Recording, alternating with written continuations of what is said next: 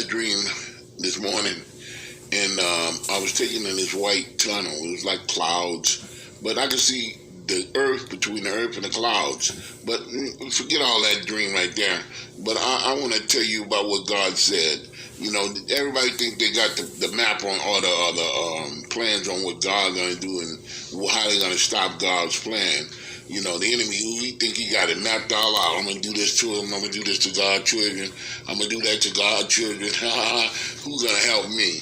Who's going to help them? Who's going to stop me? Put it that way. But let me tell you something. When God got a plan, when he shut a door, can no door be open? When he opened a door, can no door be shut? But I'll be reading Exodus 15:7-1. I hope you listening to this real good. So don't let your heart be discouraged. And like I said, just stand still and God will fight your battle. Like when he told Paul, why you persecute my church? We, God's people, we are the church.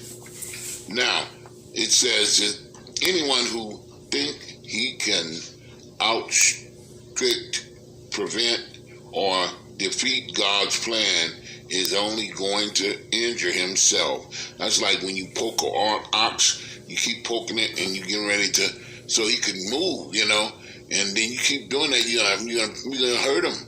That's just like you.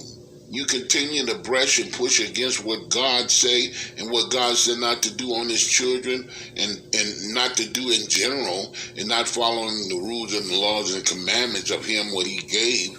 You think God ain't going to destroy you? Well, I also want to read Samuel 2:10 and Psalms 68:1. And I want you to read that, because no matter what you do, God's plan cannot be abandoned. You hear me, the soldiers in the army of the Lord out there? God's plan is not to be abandoned. And no matter how the pressure come and how the pressure go, you fight the good fight. We don't fight against principalities. We fight against principalities and wickedness in high places and low places. See, because the enemy is like a roaring lion coming to devour who he may. But, you know, as long as we got God on our side, you know, because no one can stop God's plan for your life as well. Just remember that. You know, you might see all this stuff, they making all this stuff, all these gadgets and all this new technology and all that. Who you think gave them the sense to do all this stuff? God did. Don't let no one fool you. I'm going to tell you something. God got a plan for your life, and can't no man or woman stop it, no devil, no enemy, no nothing can stop the plan in your life.